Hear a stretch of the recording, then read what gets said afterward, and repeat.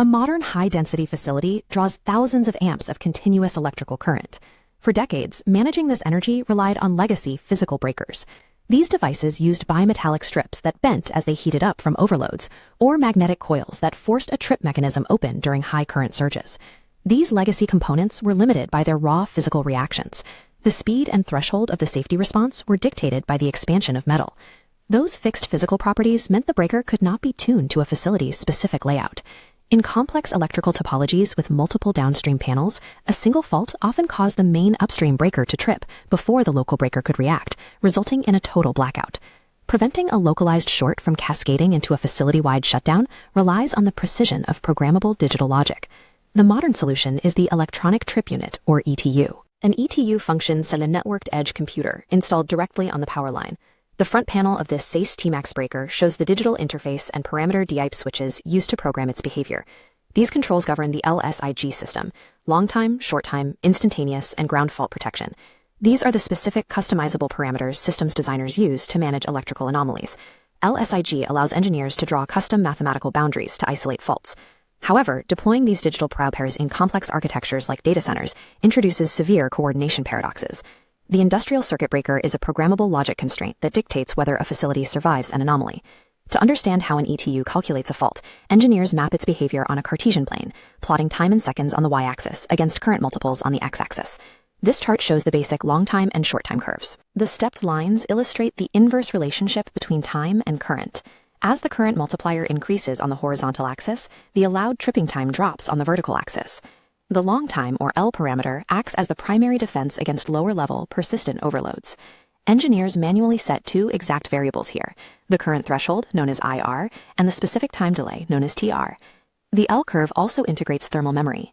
The ETU calculates the cooling time constant of the facility's physical cables based on operational current, utilizing specific I²T or I to the fourth T mathematical slope shapes to shorten the tripping time if the breaker is reclosed while the cables are still hot.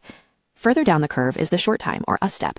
Its time delay is engineered so that if a massive power surge occurs, the main breaker will hold the fault for a fraction of a second, letting the smaller downstream breaker trip first. The L and S functions are architectural tools.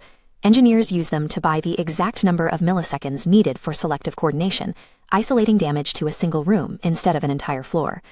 At the extreme boundaries of the ETU's operational tolerance, intentional delays are abandoned. This graph isolates the instantaneous, or INST curve. It is characterized by an immediate vertical drop on the graph. Instantaneous protection is a zero-time delay trigger. It is engineered specifically to arrest massive, violent short circuits the microsecond they occur, cutting off current before equipment destruction. The final parameter is the ground, or G fault setting. It detects electrical arcing pulses of around 100 kHz, which typically occur when wire insulation degrades and electricity leaks toward Earth. This plot outlines the specific ground fault trip boundary. Unlike the sloped overload curves, the G parameter forms a strict box shape on the time current graph. Standard residual detection calculates the ground fault by summing the total current across all phases. In sensitive zones, engineers use direct measurement via external current transformers, a requirement for detecting restricted earth faults, or REFs, which occur directly between the transformer and the breaker. The I and G parameters remove human reaction time, instantly neutralizing the most stealthy and destructive electrical anomalies inside a facility. Digital precision depends on active energy. ETUs require dedicated power to continuously execute their logic algorithms. To keep the protection systems online, the control circuits impose a continuous power burden, requiring a steady 60 watts of DC power or 60 volt amps of AC power at all times. Connecting advanced ETUs to a centralized management system introduces network vulnerabilities. They rely on industrial communication protocols like Modbus TCP or Profinet to send diagnostics, which opens the trip unit to remote access. To prevent remote tampering, engineers deploy hardware-based parameter write protection. By toggling physical dip switches on the communication module, the breaker air gaps the trip curves from the network, preventing any changes to protection parameters via a remote Modbus TCP connection. This connectivity makes circuit breaker parameters a target for external interference, placing the reliability of the physical power grid under the same security requirements as the server racks it feeds. The complexities of LSIG parameters are most visible in mission-critical environments, particularly large-scale data centers and medical imaging facilities. The National Electrical Code sets a regulatory baseline for these spaces. Any uninterruptible power supply, or UPS, fed by 480 volts or higher and rated over 1,000 amps must have active ground fault protection. A modern data center server hall requires massive power density. To manage the massive thermal output and energy costs of thousands of servers, facilities deploy high-efficiency power architectures.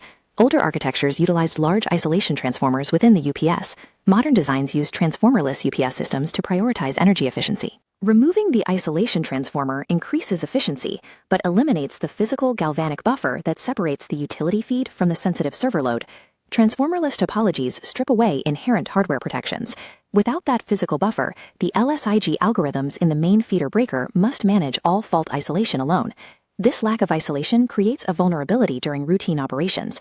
When a distributed bypass parallel UPS system transfers its load from the internal inverter to the utility bypass source, the two sources are momentarily bridged. This diagram traces standard power flow from the rectifier input breaker, the RIB, through the inverter and out through the module output breaker to the load. During a transfer, inverters make phase adjustments to share the load, backfeeding a circulating current into the output paralleling path. Because there is no isolation transformer blocking it, this circulating current reflects directly onto the input breaker at a specific frequency of 180 Hz. This 180 Hz harmonic reflection causes a mathematical disruption in the breaker's sensors. It derates the ground fault trip portion of the circuit breaker by a factor of approximately the square root of 3. This harmonic reflection artificially lowers the ground fault tolerance. The ETU registers the routine interchange current of a phase transfer as a cataclysmic arc fault, triggering an unnecessary blackout. To prevent these false blackouts, engineers must alter the LSIG parameters across the network to compensate for this harmonic derating effect. In this distributed bypass system, specific breaker locations require adjustment. Engineers must set time delays on the bypass feeder, rectifier feeder, and UPS output breaker to their 500 millisecond maximum. This delay allows the 180 Hz interchange currents to settle before the ETU initiates a trip. Modern power infrastructure design requires a complete mastery of programmable logic constraints, tracing the math from the physical topology of the server room down to the specific harmonic frequencies of the power supply. Thanks for watching and grow every day with just a bit of information. Like and subscribe for more content and learning.